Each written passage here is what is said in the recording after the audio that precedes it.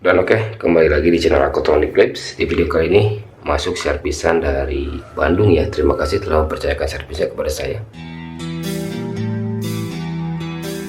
Unit OnePlus 6. Ini kondisi yang saat ini saya terima. Dia keadaan mati total.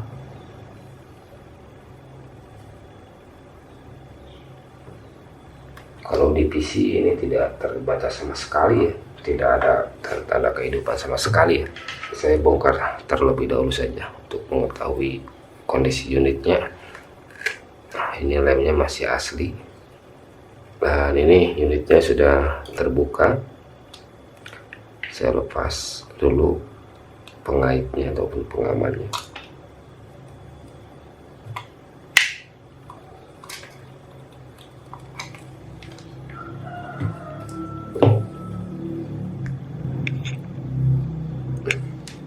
Ini unit sudah dibongkar sebelumnya, mungkin diganti baterai ya.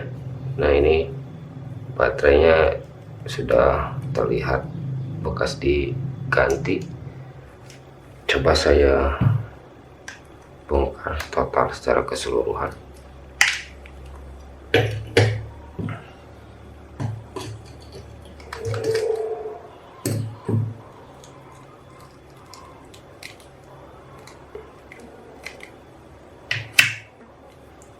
Nah, ini mesinnya sudah terbongkar ya. Saya coba analisa untuk kerusakan pastinya sebelum saya lakukan penanganan lebih dalam ya. Saya ukur arus kerjanya via arus power supply. Ini arus power supply saya pasangkan. Dan ini aman, tidak terjadi short sebelum on ya. Saya coba tekan power on, dan ini kalau ditekan power on berhenti di 0,02 responnya ya, tidak bergerak naik tidak turun. Ini kategori ampere gantung, yang mana kasus seperti ini bisa disebabkan terjadinya gagal pembacaan data dari UFS, tidak bisa dibaca oleh CPU yang mengakibatkan ampere seperti itu. Ini mesinnya masih utuh, belum terkena perbaikan sama sekali, hanya saja mungkin baterainya sudah diganti ya. Dan ini saya masuk ke tahap penanganan saja, kita tangani, kita perbaiki, mudah-mudahan unit masih bisa terselamatkan.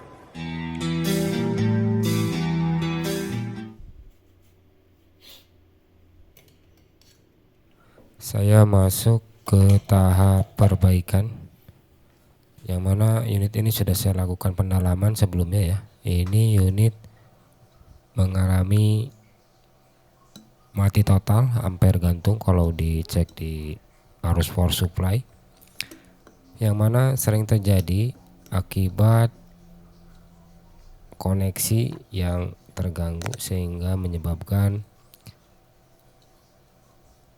pin BGA yang menyambungkan IC CPU, RAM, dan UFS itu tidak presisi sehingga menyebabkan koneksi yang tidak sempurna ya. Ini bisa terjadi akibat usia penggunaan yang memang sudah cukup lama. Ada juga dari overheat secara berlebihan yang dipaksakan ya. Ada beberapa kemungkinan juga sih, ada dari internal storage yang urgent juga bisa. Kita mulai saja tangani. Ini fokus perbaikan ada di IC CPU nya ya. Pertama kali ini saya angkat IC RAM, pastikan panas yang digunakan itu sudah cukup merata ya. Angkat secara perlahan IC RAM. Pastikan pada saat pengangkatan hati-hati, jangan sampai menimbulkan kesalahan. Dan untuk informasi juga, untuk seri ini dia menggunakan lem yang sangat amat keras ya, jadi harus ekstra hati-hati. IC RAM terangkat, IC CPU berikutnya ini yang di bawah IC RAM sudah terangkat juga. Dan pastikan IC sudah aman, tidak ada cacat pada saat pengangkatannya. Lanjut bersihkan sisa timah dan lem yang masih menempel. Ini di bagian PCB-nya. Bersihkan perlahan, gunakan timah gulung ataupun timah pasta yang dicampur flux juga bisa ya. Tapi ini saya sering kali menggunakan timah gulung dengan campuran flux untuk mempercepat pengangkatan sisa kotoran yang menempel di PCB ya. Bersihkan keseluruhan lem dan timah sampai benar-benar permukaannya rata sempurna, tidak ada tonjolan yang masih tersisa di PCB agar tidak menghalangi ataupun tidak menyulitkan pada saat nantinya IC sudah siap dipasangkan kembali. Ini saya gunakan Goldwick untuk meratakan sisa timah ataupun lem yang masih tersisa ya. Bersihkan keseluruhan permukaan sampai benar-benar bersih sempurna. Dan terakhir ini saya cuci, saya bersihkan menggunakan cairan thinner untuk melihat apakah isi sisa timah lem ataupun sisa timah lem di IC tepatnya di PCB sudah benar-benar bersih. Selesai pembersihan sisa timah dan lem di PCB, lanjut saya bersihkan sisa timah dan lem di IC-nya ya. Yang pertama saya bersihkan ini IC CPU, yang mana ini bagian pin RAM-nya yang saya bersihkan pertama kali. Ini bagian permukaan atas ya. Untuk seri ini banyak persamaan. Kalau di seri ini itu di seri Mi 8, ini seri SM845 ya untuk CPU-nya. Selesai pembersihan bagian atas, kita balikan ini bagian permukaan bawahnya. Untuk pembersihannya hati-hati, harap gunakan suhu standar saja, jangan terlalu panas karena IC CPU ini dia mudah sekali overheat ya kalau panas yang digunakan terlalu berlebihan. Jadi untuk pengupasan sisa timah dan lem jangan terlalu lama dipanaskan ya. Kalau sudah dirasa cukup lama, angkat sebentar, dinginkan, lalu lanjut kembali. Jangan terus menerus dipaksakan dengan panas yang berlebihan ya. Jadi upayakan hati-hati pada saat pengerjaan, jangan sampai menimbulkan kesalahan yang akhirnya menyebabkan gagalnya di IC ataupun di mesin. Untuk IC CPU sudah saya bersihkan. Ini lanjut ke pembersihan sisa timah dan lem di IC RAM ya, yang mana ini tidak ada timah sebenarnya, hanya ada lem saja yang menempel. Karena timahnya itu ada di IC CPU, jadi tidak ngikut ke IC RAM. Jadi pembersihan di IC RAM ini tidak begitu lama. Sudah bersih sempurna, lanjut kita rebal untuk IC-nya ya.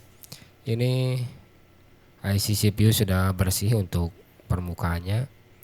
Kita lanjut siapkan plat BGA ataupun cetakan IC yang sesuai dengan tipenya ya. Berikan timah pasta yang high quality ataupun yang kualitas terbaik. Jangan gunakan produk yang tidak teruji ya. Selalu gunakan produk ataupun bahan yang kita gunakan itu sudah teruji dan berkualitas, agar hasilnya bisa sesuai dengan harapan, tidak mengecewakan ya. Selesai memberikan di keseluruhan pin BGA, pastikan dia rata sempurna, tidak ada pin yang bolong. Lanjut panaskan secara merata menggunakan suhu di 290, itu sudah cukup kalau di blower saya ya. Dan ini kita lepas IC CPU dari cetakannya, dan hasilnya harus seperti ini, sempurna ya, tidak ada pin yang masih tersisa untuk pin BGA nya ya. Ini sudah rata sempurna. Lanjut kita rebal IC RAM nya, kita lakukan rebaling sama seperti IC CPU, namun IC RAM ini pin BGA nya tidak terlalu banyak, jadi tidak terlalu sulit ya untuk proses rebalingnya. Ini saya gunakan lap untuk membersihkan sisa timah yang akan menimbulkan kotoran nantinya ya, jadi saya bersihkan. Nah, ini sudah selesai. IC CPU dan RAM sudah saya lakukan rebaling dan kita bersihkan menggunakan cairan pembersih. Ini sudah benar-benar sempurna untuk IC RAM, dan untuk IC CPU nya kita bersihkan juga. Pastikan semua pinnya sudah benar-benar rata ya, tidak ada bagian yang tinggi sebagian ataupun pin yang tidak terisi dengan timah pasta ya. Semuanya harus benar-benar sempurna seperti ini. Rebaling IC selesai. Lanjut kita pasang IC CPU dan RAM ke posisi semula. Untuk pemasangannya seperti biasa, selalu berhati-hati, jangan ada kesalahan. Ini saya gunakan plugs di pin BGA secukupnya saja, jangan terlalu banyak ya. Pastikan seluruh bagian pin BGA terkena cairan plugs dan tepatkan secara presisi di garis yang sudah disediakan di PCB. Panaskan secara merata menyeluruh, dan untuk memastikan IC sudah menempel dengan sempurna, pastikan pada saat digerakkan IC ini sudah bisa mengembal dan balik lagi ke posisi semula ya. Ini menandakan bahwa IC sudah menempel dengan sempurna, dengan catatan tidak ada kotoran di permukaan IC ataupun di permukaan PCB yang kita pasangkan IC-nya ya. Nah, ini perlu diperhatikan juga untuk tipe ini. Di pinggir IC CPU itu ada switch ya. Jadi switchnya itu diharapkan dilindungi ya, jangan sampai terkena imbas panas karena sulit sekali untuk mencari penggantinya ya. Ini saya lakukan pelepasan dulu karena tadi pada saat pengangkatan terkena imbas panas. Jadi ini saya amankan dulu. Saya pasang IC RAM yang sudah saya berikan plugs di atas IC CPU, pasang dengan presisi. Pastikan IC sudah benar-benar sempurna untuk pin BGA nya ya. Nah, ini sudah mulai di tahap pemasangan, dan untuk panasnya pastikan panasnya sudah rata sempurna. Dan seperti biasa untuk memastikan ini selalu saya pastikan lagi bahwa IC sudah bisa mengembal dan ini IC sudah menempel dengan sempurna. Nah, selesai ini berarti proses rebaling di area CPU dan RAM sudah selesai. Kita dinginkan untuk mesinnya sampai benar-benar dingin. Lanjut kita uji. Dan oke, setelah tadi saya lakukan analisa pengecekan sekaligus perbaikan unit ini ya, yang mana fokus perbaikan ada di area SOC nya. Ini saya lakukan penanganan rebaling only CPU dan RAM, tidak ada perbaikan di area lainnya. Fokus perbaikan di area ini dikarenakan memang ampere gantung disebabkan CPU yang tidak dapat membaca internal storage dengan keseluruhannya, terjadi loss koneksi di pinnya, sehingga ini saya lakukan rebaling only tanpa mengganti part. Perbaikan sudah selesai. Ini kita cek lagi setelah rebaling di area ini selesai ya. Saya cek ulang menggunakan arus power supply, apakah sekarang ampere gantung sudah bisa berubah menjadi normal kah. Ini saya uji pakai power supply. Ini saya pasang arus power supply di voltase 3,8 ya, dan ini saya tekan power on. Sekarang ampere sudah menunjukkan di 0,2, bergerak naik turun seperti itu ya. Dan selesai itu ini tidak gantung seperti di awal. Ini saya uji pakai LCD, apakah bisa langsung menyalakah. Mesin sudah terpasang ke LCD. Ini saya coba charging terlebih dahulu. Ini logo OnePlusnya sudah muncul ya, artinya sekarang dia sudah ada perubahan. Yang tadinya mati total sekarang sudah bisa menyala. Namun ini saya diamkan dulu beberapa saat sampai dia masuk ke logo baterai ya. Dan ini logo baterai sudah berjalan, artinya ini unit sudah bisa ada reaksi ya, tidak hanya di logo. Dan ini baterai indikator sudah berjalan di charging, dan ini saya on kan. Apakah dia dapat bisa langsung masuk ke menu utama kah?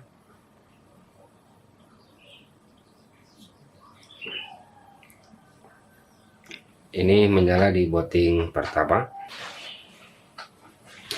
Ini sudah bisa masuk ke booting yang kedua ya. Saya tunggu sampai dia masuk ke lock screen ataupun ke menu utama. Nah, ini dia sudah masuk ke menu lock screen ya. Namun ini ada kunci layar, artinya unit sudah bisa normal ya. Sementara ini ada kunci layar, harus dikonfirmasi dulu untuk pinnya. Jadi ini saya lengkapi dulu keseluruhan part. Kita uji fungsinya satu persatu. Setelah ini part semua saya pasangkan ya. Sementara ini unit sudah bisa normal menyala.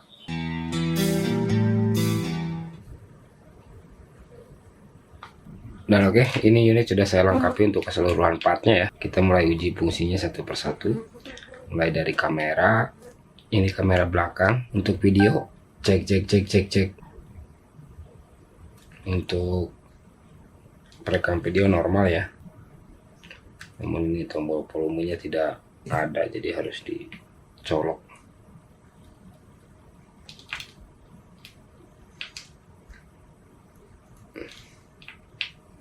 Cek. Kamera potret normal. Untuk kamera depan ini berfungsi dengan baik ya, kamera aman. Untuk jaringan ini 4G keluar, WiFi sudah on, Bluetooth on, senter nyala ya. Ini semuanya sudah normal. Untuk 4G keluar, spesifikasinya ini OnePlus 6, kapasitas storage-nya ini 8/256 GB. Ini versi yang tertingginya ya. Dan mungkin perbaikan ini saya akhiri karena unit sudah normal, fungsi sudah aman, tidak ada fungsi yang bermasalah ya. Perbaikan sudah sepenuhnya selesai, dan mungkin tidak ada salah pengerjaan ataupun salah kata di video ini, silahkan koreksi di kolom komentar. Poinnya OnePlus 6 ini mati total dengan kerusakan di bad connect di chip, yang mana perbaikan rebaling only ya. Dan ini data tetap aman, tidak berubah ataupun tidak terganggu sama sekali. Untuk yang punya unit ini dari Bandung, terima kasih telah mempercayakan servisnya kepada saya. Sekian dan terima kasih.